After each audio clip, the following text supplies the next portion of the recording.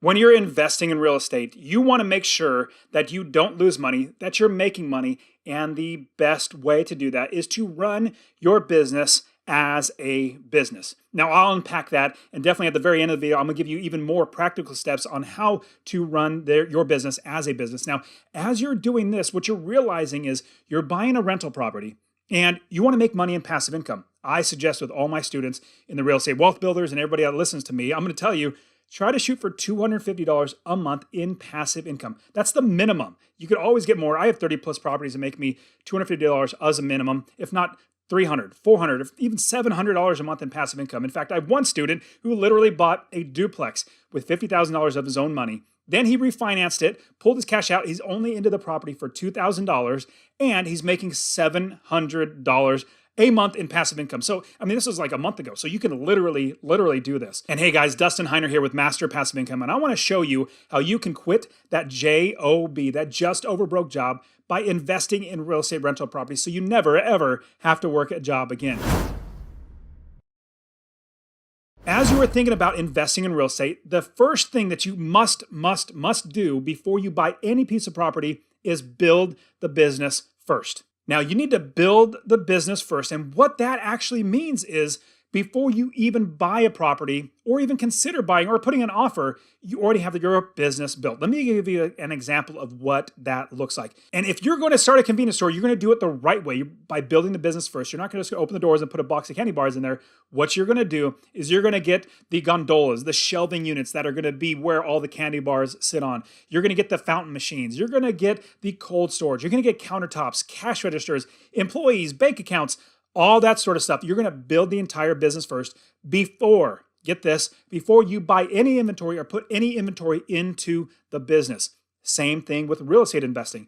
What you need to do is you need to build the business first before you buy any properties. What that's going to look like is you're going to find an area of the country to invest. In fact, I love investing all over the country. My students in the real estate wealth builders community, they also invest all over the country. And building the business is finding property managers, realtors, contractors, inspectors, roofers, plumbers, electricians. You're finding every single person that's going to work in your business that are going to do the work as opposed to you finding after the fact. We want to be proactive as opposed to reactive. And if you're finding the right property manager, the right realtors, the right wholesalers, they're going to do the work for you and you will literally not be working. They're going to do all the work for you. And here's the great thing. You might be thinking, well, Dustin, how am I going to pay for all these people? Well, I got you covered there. What is amazing is when you invest in real estate, everything is paid for and not by you. In fact, I don't pay my taxes. I don't pay my insurance. I don't pay my property managers. I don't pay any of that stuff.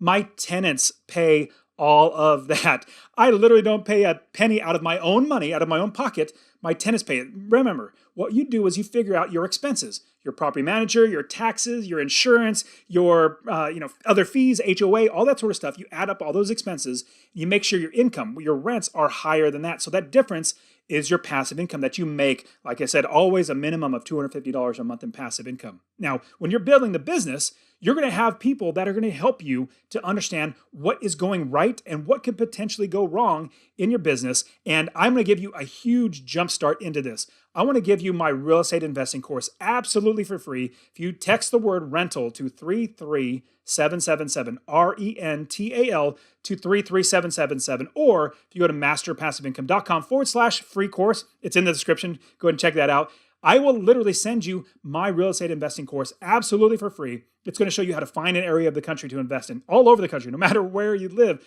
Find properties, build the business first, do it right, quit your job because you have an automatic business making you money. I will show you how to do that. Get that for yourself right away so you can get started. The second thing that you must do as you're running your business, your real estate investing business, is to get multiple quotes on everything, 2 or 3 or 4. I'll give you a quick example of how that looks. Now, if you're going to get a rehab done on a property, you buy a house, you're going to rehab it, and you have the first person come by and say, you know, it's going to cost $18,000 to fix it up. You're like, oh my goodness, that's a lot of money. I didn't think it was going to be that much. Well, you get 1 or 2 other quotes. Now, you might get somebody else to say, well, you know, it's only going to be about $5,000 or $6,000 to fix it up. Another person's about $10,000 to fix it up. So you have a wide range. We don't just go with the lowest one. We look at everything.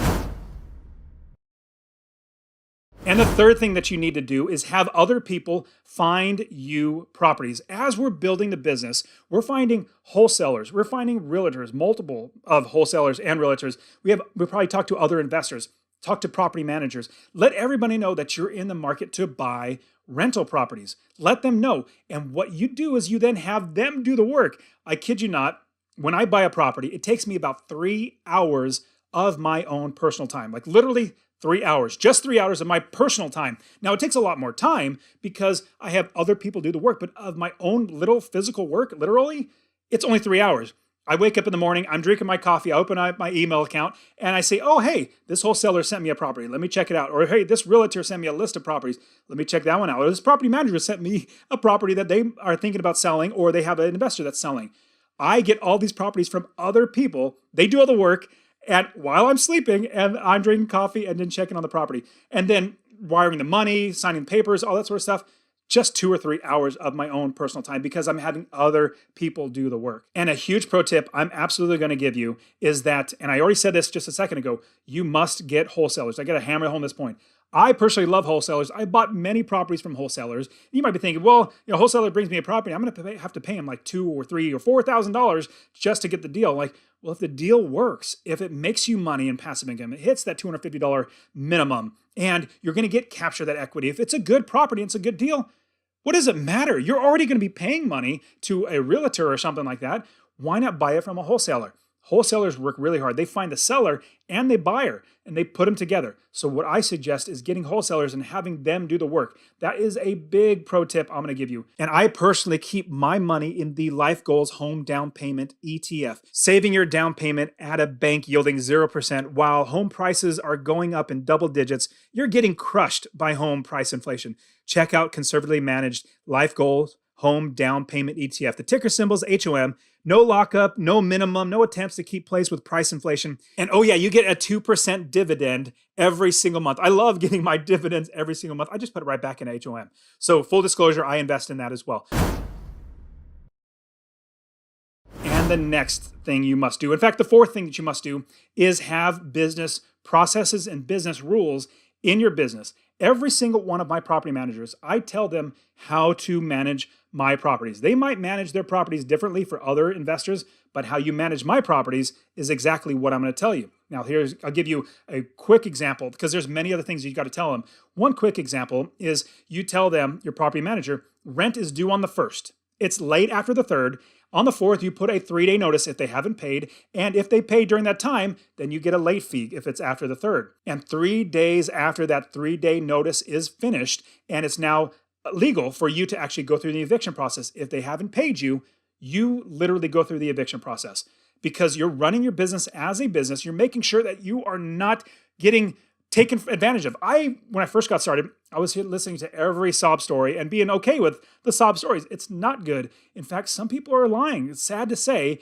And I had many, many people lie to me. A lot of people telling the truth too, but I couldn't figure out which one's which. Like, are you lying or are you telling the truth? So instead, I made everything as specific as possible so that property managers knew exactly what to do on every single day. And you want to build the business first. On top of that, have those business processes in place so that your property managers know exactly how to do it and they don't deviate from it. They stick to your schedule. And the fifth thing that you must do is hire slow, but fire fast. Hire slow and fire fast. I learned the hard way, and I had somebody steal a lot of money from me. Let me share with you exactly how that looks. If you're going to hire slow, you're going to hire a property manager for your property, and you're going to interview them over maybe 1 or 2 weeks. Like, you're not going to just call up, hey, property manager, oh, you're alive? Let me have you manage my property. Thank you. Bye. Click. No, you don't do that. You actually talk to them many, many times. You make sure that you're hiring slow, that number one, they're good at communication, that they're trustworthy, that they know what they're talking about, that they don't sound scatterbrained or all that sort of stuff. You want to make sure that they are actually going to be able to run your business well and do your business right. Now, when I say fire fast, if you find out that somebody's stealing from you or even have the thought that somebody's stealing from you, fire them fast. My property manager, my very first one that I hired, After about 6 months, she started stealing from me. She was like, this guy from California, he has no clue what he's doing. Let me just start stealing from him.